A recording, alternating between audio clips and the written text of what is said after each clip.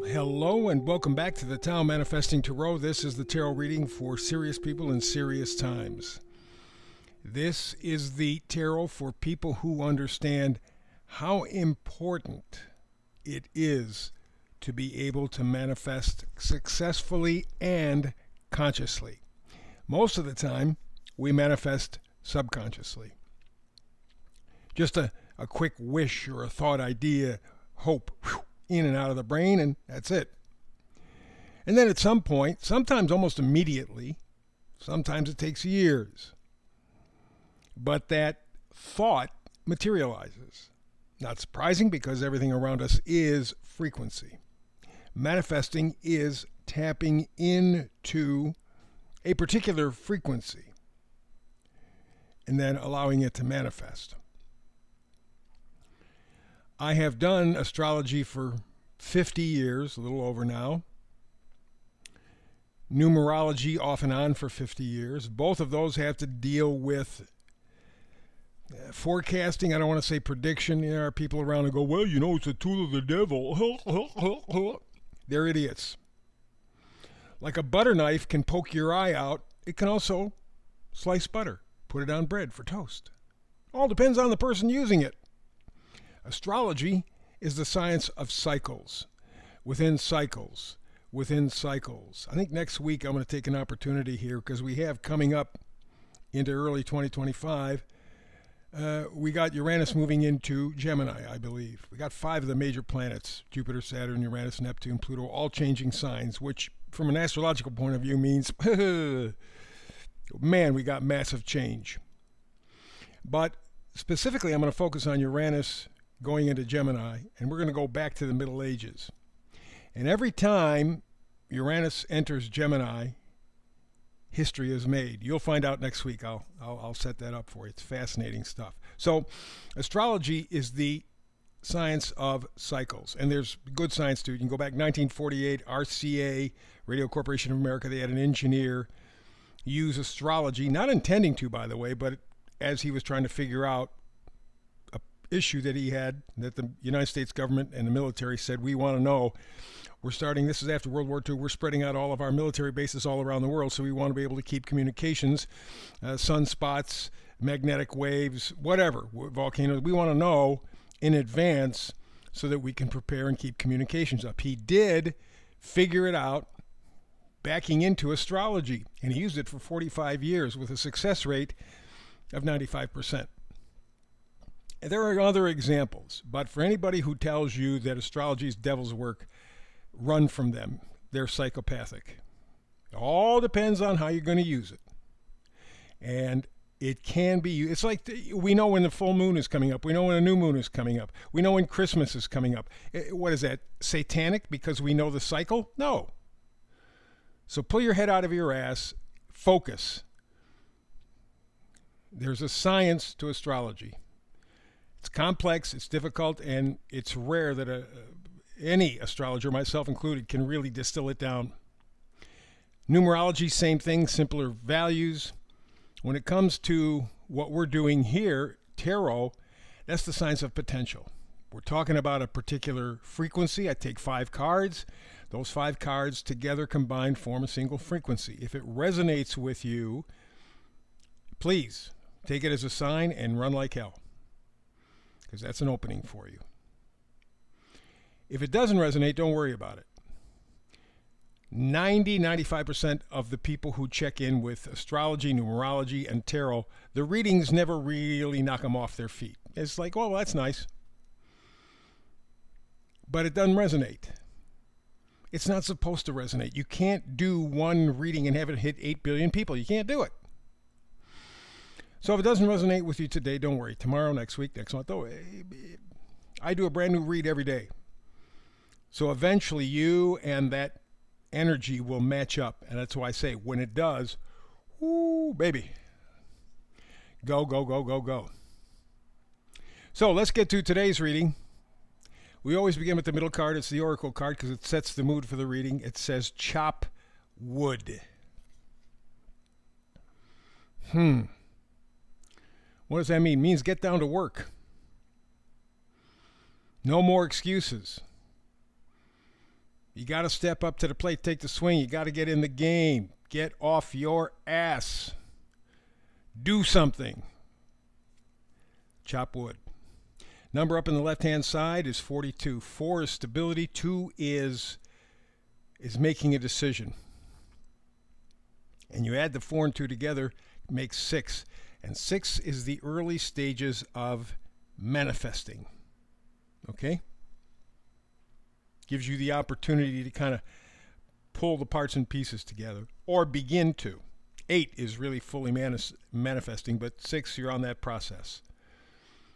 So the idea is chop wood. Get down to the business at hand. All the way to the left, we go to the 4 of Pentacles. 4 of Pentacles. Well, first of all, Pentacles are things that we value. Okay, it's our value system. Most tarot readers go, oh, it's money. It's money. Drool all over themselves. No, it's your value system. What's important to you? Is it more important to you that you make a lot of money, or is it more important to you that you have a good life, a great life, people who love you, people who are your friends, that you have peace, you have joy in your life? What's more important to you? Isn't it funny how you can go out into the wild? You don't even have to go into the wild, but you give food to a hungry animal, and along with the food you put a pound of gold. They're going to go for the food every time. They got more sense than us damn humans. They know what's important. That's why animals, and people love animals so much, they're consistent. They know what they like, and the stuff that they like promotes life. We don't do that. No, I have to have myself a new car. Got to get a new pair of shoes. I got to do this. I got to do this. The reason that you feel that way, you've been programmed that way. People who are running the country now, running the world now, the puppet masters, set the system up centuries ago. I have an interesting theory about why we value gold so much, and it goes back, way back past the Sumerians, to the Anunnaki. If you don't know who the Anunnaki are, don't worry, I'm not going to explain now. But I have a feeling that there might be a connection just passed down over the eons, and that's why we still value it. The real deal is people on their deathbeds, and they've done several surveys with this, by the way, over, 30 years as far as I know. On their deathbeds, people never remember the money, the house, the car. They remember the people they have in their lives, the fun times they had in their lives. Geez, we went to this place and it was beautiful. I saw something on YouTube this week where a gentleman, probably my age, maybe a little younger, because at my age, everybody's a little younger. But in any event, he was talking about his long-term marriage with his wife. They're married 30, 40 years, 50 years, whatever the heck it is. And he was talking about how when they were celebrating their first anniversary, they got into a heavy-duty argument. They had a limited amount of income. They were a newly married couple. Limited amount of income. What are we going to get? A new sofa, which we badly need, or have about a nice long weekend vacation. The guy said, "No problem. We're going to do the sofa. We need the sofa." The wife said, "How about a little 2-3 day kind of mini vacation?" He says, "I compromised," which means we did the vacation. He says, "It's funny. Today, 40, 50 years down the road, I can remember the details of that vacation. I don't even remember what the hell color the sofa was. We got it 6 months later. We could afford it, but I can't even tell you today what color that sofa that I wanted so much was, but I do remember that." That's what you remember. And that has to be part of your value system. That has to be 4 of Pentacles. Follow that up by the Knight of Pentacles. You will be given an opportunity to rearrange, adjust your value system. Now, it's a question of whether you choose to do it or it's going to be forced on you. Just heard a story today from Neil Oliver. He's on YouTube, a Scottish podcaster, really, really intelligent.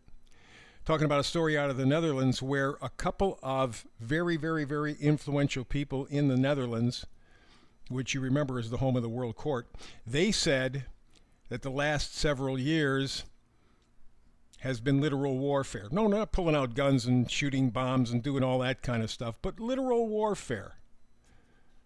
Had nothing to do with our health.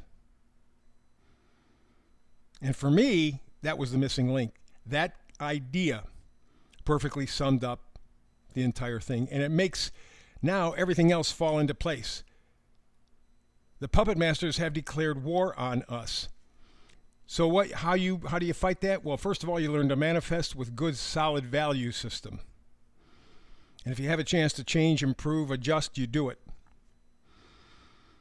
In so doing, the Ace of Swords comes up and you go, ooh, inspiration. I got it. Like for me, in this idea from the Netherlands, that this has been an actual war on humanity. Actually, it's gone much farther back than the last 4 years, but certainly the last 4 years really brought it full front. It's a war, them against us. That was my inspiration. The Ace of Swords will bring you yours. And when it comes, it's going to come very quickly. Eight of Wands. It's going to be like a lightning strike. Boom. Got it. And once you got it, you can't lose it. You won't forget it. That's where you are right now. Chop wood. No more excuses. Review your value system. Clean it up where it needs cleaning up. Focus it. And wait for inspiration to hit, because it's going to hit you like a thunderbolt.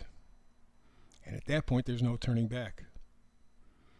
The meme for today. You know, people are more likely to blame other people rather than the situation when something bad happens or in conflict, because their brain releases a chemical which affects us as someone betraying you. What it does, feeling that way, creates an egocentric situation. You can't see beyond your nose. No more excuses. This from the people at the World Court in the Netherlands. This is a war against humanity. Chop wood, get down to the business. Manifest, manifest, manifest. By the way, that ability is the only thing that keeps robots and humans from being equal. They can get the robots to move any way they want them to move at this point, but they can't get them to imagine. Oh, they can spit stuff back at you, but it's a database. It's like every robot you've seen in a bad 1950s sci-fi movie. The robot can do stuff, but it can't think independently. That's where we are today. Now, they're working on that. But right now, your ability to manifest is the only thing that gives you the edge on the robots. Don't take it lightly. No more excuses. Chop wood. That's the reading for today. Back again tomorrow with another Tao Manifested reading. Between now and the next time you and I get together to do tarot, peace and blessings.